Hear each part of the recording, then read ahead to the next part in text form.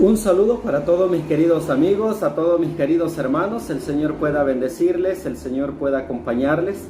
Una feliz semana para todos. Es un privilegio el poder compartir con ustedes en esta nueva semana estos devocionales en esta página de SMI Reforma El Salvador. Su servidor Giovanni Martínez estará compartiendo con ustedes, si Dios así nos lo permite, durante esta semana los matutinos. Esperamos sean de bendición para nuestras vidas y que nos puedan acercar siempre a nuestro Señor Jesús. Vamos a tener hoy, como siempre, una meditación retomada de la matutina El Cristo Triunfante. Para este día 24 de agosto nos corresponde meditar en esta matutina que está para este día titulada Se rechaza al Mesías prometido. Así que esa será nuestra meditación de esta mañana. Antes de entrar de lleno a la meditación de la palabra de Dios, vamos a hacer una oración. Pido que me acompañen con su silencio y reverencia y que se puedan unir en oración para suplicarle al Señor que pueda bendecir esta meditación de su bendita palabra.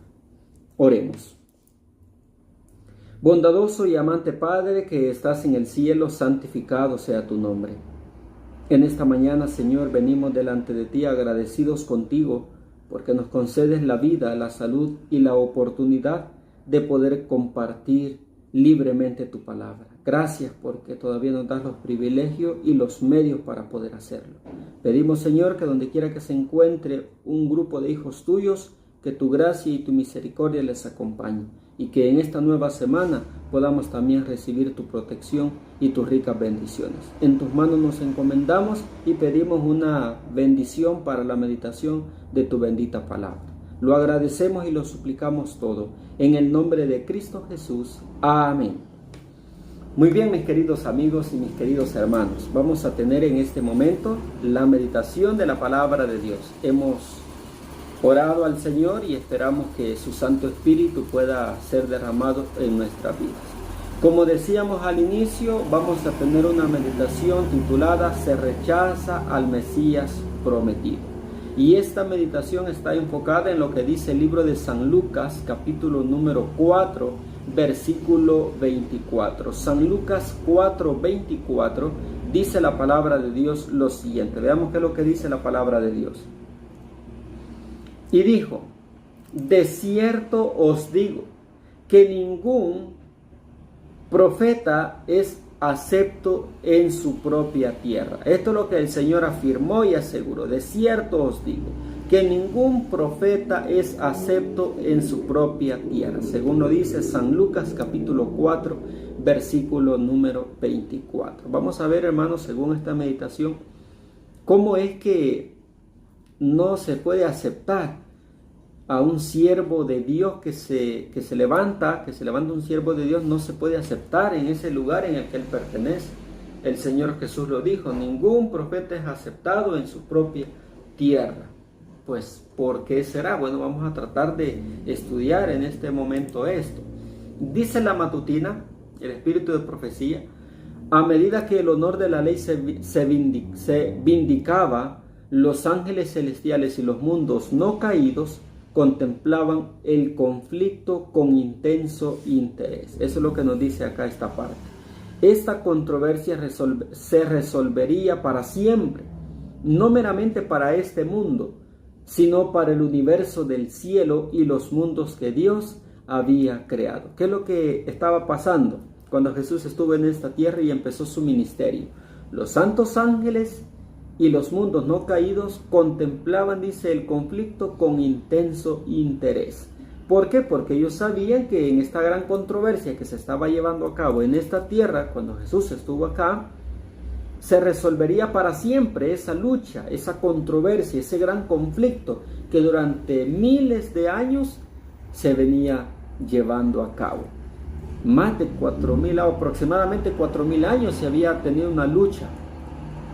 El enemigo con el ser humano y con todos los planes y propósitos que Dios tenía para el ser humano. Y por eso los santos ángeles y los mundos no caídos contemplaban con intenso interés el conflicto y la controversia que se estaba llevando a cabo en este lugar. Veamos qué sigue diciendo acá este testimonio. La confederación de las tinieblas aguardaba la aparición de la más mínima oportunidad en que pudiera levantarse y triunfar sobre el divino y humano sustituto y garante de la raza humana, con el propósito de que el apóstata pudiera exclamar victoria, que también hacían las confederaciones de las tinieblas, también aguardaban, también estaban contemplando con intenso interés esa lucha y esa controversia entre Cristo y Satanás. Ellos esperaban, dice, una mínima oportunidad en la que pudieran ellos exclamar victoria, y de ese modo el mundo y sus habitantes llegasen a ser su reino para siempre. Pero Satanás solo pudo golpear el talón, no la cabeza. Estaba profetizado, según el libro de Génesis, ya se había dado una profecía de que se iba a golpear en el talón, pero no la cabeza. Así es que nosotros ahí tenemos, ¿verdad?, esa esperanza muy alentadora para nosotros los seres humanos. Cristo obtuvo la victoria, Cristo venció, triunfó, y esa misma victoria se nos concede a nosotros. Ahora, después de todo esto, ahora ve que su verdadero carácter ha sido claramente revelado ante todo el cielo, y que los habitantes celestiales y los de los mundos que Dios había creado se alinearían por completo del lado de Dios. Vean por qué era importante esa lucha y ese conflicto cuando Cristo estuvo en esta tierra. Si Satanás hubiera triunfado, hubiera vencido, pues los mundos que Dios había creado, pues se hubieran alineado por completo al lado de Satanás. Pero como Cristo venció y Cristo triunfó, todos los mundos que Dios había creado se alinearon, dice, por completo del lado de Dios. Y quedó de manifiesto, quedó claramente, dice, expuesto el verdadero carácter de Satanás. Se dio a conocer la verdadera intención que Satanás siempre ha tenido.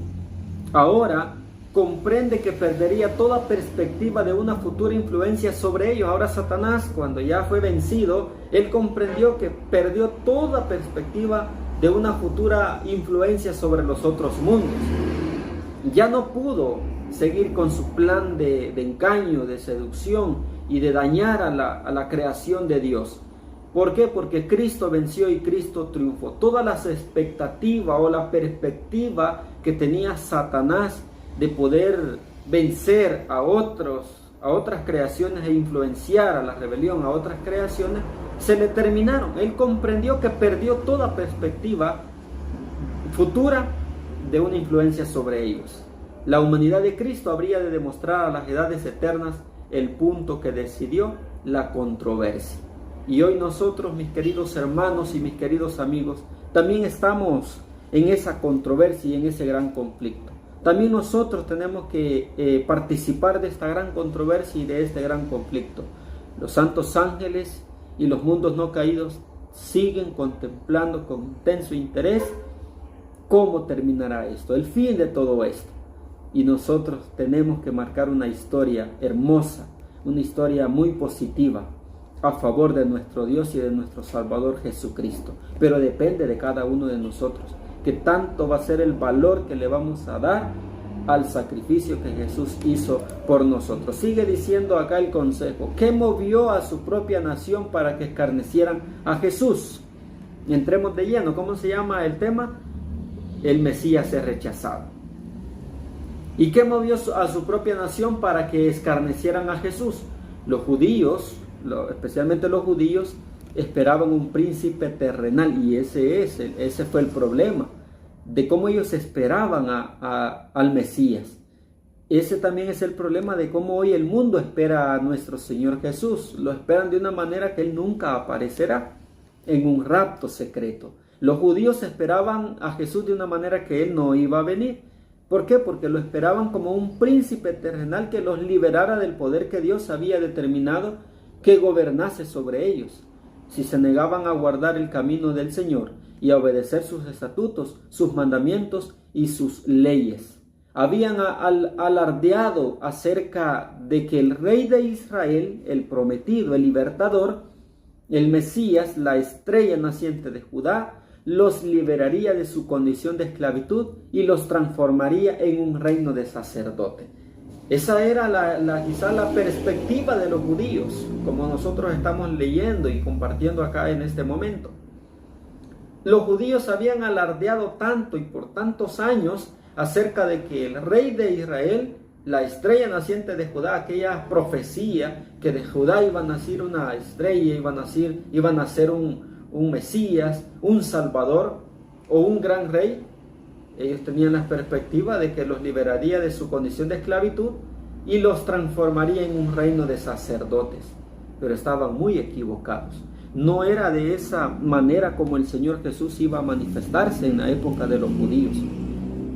Y también, hermanos, nosotros hoy vemos que el mundo espera a Jesús de una manera que Él nunca se va a manifestar.